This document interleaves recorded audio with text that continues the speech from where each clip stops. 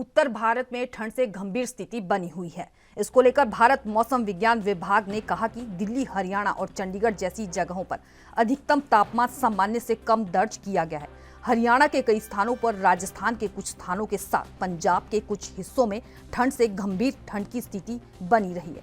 वहीं राष्ट्रीय राजधानी में शीतलहर तेज होने के कारण लोग रेन बसेरों घरों में शरण। राष्ट्रीय राजधानी में शुक्रवार को लगातार दूसरे दिन कोल्ड डे की स्थिति रही। कोहरे के कारण विमानों की उड़ान पर भी असर पड़ा। मौसम विभाग के अनुसार शनिवार और रविवार के लिए भी येलो अलर्ट जारी कर दिया है। शुक्रवार दिन में आसमान साफ रहा, लेकिन धूप नहीं खिली। पंजाब में ठंड अपना प्रचंड रूप दिखा रही है।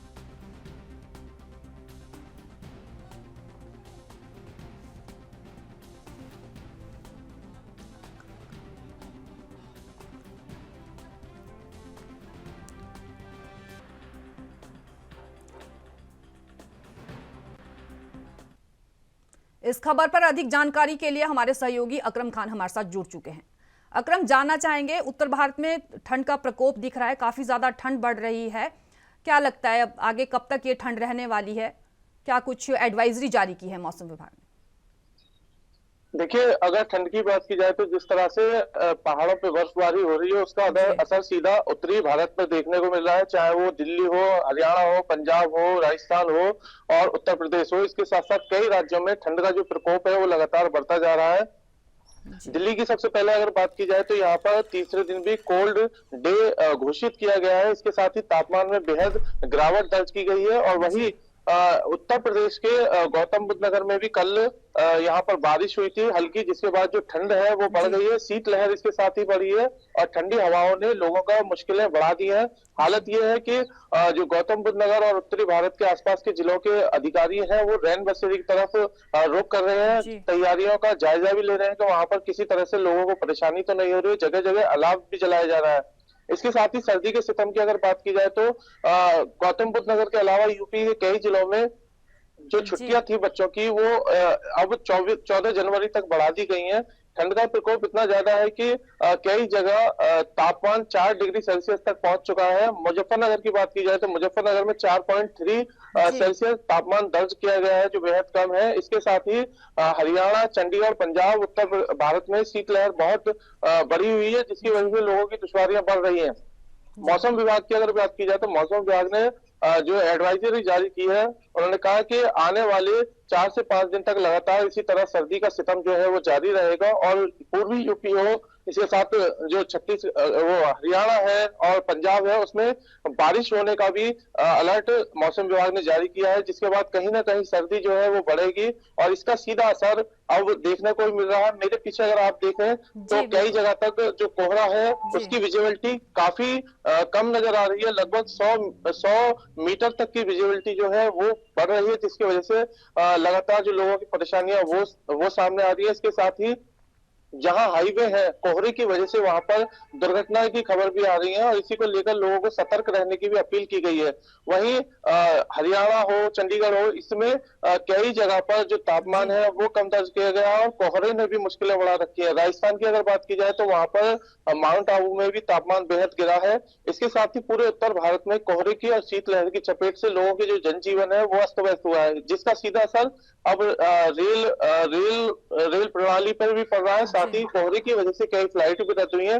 तो कहीं ना कहीं जिस तरह से जो शीतलहर और कोहरा है उसकी मार की वजह से लोगों की परेशानियां बढ़ रही हैं और इसी को लेकर मौसम विभाग लगातार अलर्ट भी जारी कर रहा है। हालांकि जो पूर्वी यूपी है वहां कई जगह बारिश की संभावना भी जताई गई है और ये अंदेशा है कि जिस तरह से बारिश होगी वहां पर, उसके बाद तेजी से जो सर्दी है वो बढ़ेगी। तो इसको लेकर मौसम विभाग का कहना है कि आने वाले 5-6 दिन तक लगातार जो सर्दी का सितम है वो उत्तर भारत में जारी रहेगा। इसको लेकर जरूरी सावधानी बरतने की भी लोगों से अपील गई है। जगह जगह बात की जाए तो सर्दी से बचने के लिए लोग लकड़ी का अलाव जलाकर अपनी जान की हिफाजत कर रहे हैं। साथ ही सर्दी से बचने के तमाम उपायों पर लोग अब विचार कर रहे हैं और उससे बचने के अपना भी रहे हैं उन उपायों को। इसके साथ ही सर्दी का जो सितम है वो लगातार जारी है और कोहरे की मार की वजह से कहीं ना कहीं लोगों की मुश्किलें बढ़ी हुई है। ऐसे में दिहाड़ी मजदूरों के सामने सबसे बड़ी समस्या खड़ी हो रही है कि वो काम पे नहीं जा पा रहे हैं सर्दी की वजह से। और जिस तरह से जो अकरम, दिल्ली में ठंड का प्रकोप बहुत ज्यादा देखने को मिल रहा है और ऐसे भी लोग हैं जिनके पास आशियाना नहीं है, तो उनके लिए सरकार क्या कर रही है? वो लोग कैसे इस ठंड में अपना जीवन बिता रहे हैं? देखिए, सबसे ज्यादा जो प्रभावित होता है वो आम तबका ही होता है। जो मजदूर तबके के लोग होते हैं वो सर्दी से बेहद प्रभावित होते हैं।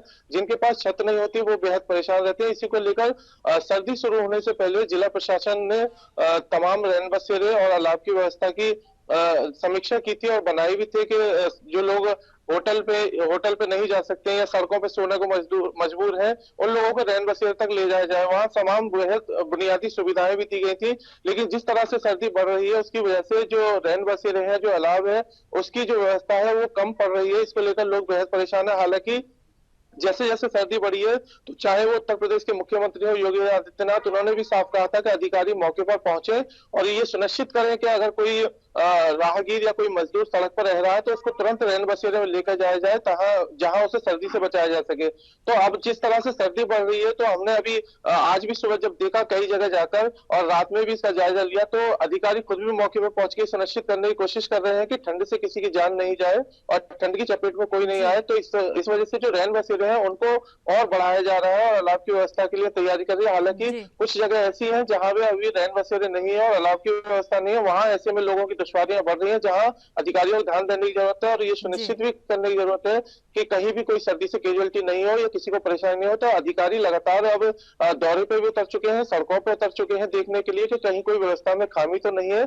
या कहीं कोई जो मजदूर तबका है या आम लोग हैं या जो कोई बाहर से लोग आते हैं उनको यहाँ कुछ बैठ रहने की सुविधा नहीं मिल पाती है, तो उनको तत्काल रैन बसेरे में ले जाकर सर्दी से उन्हें बचाया जा सके। जी अकरम, जानकारी साझा करने के लिए आपका बहुत बहुत धन्यवाद।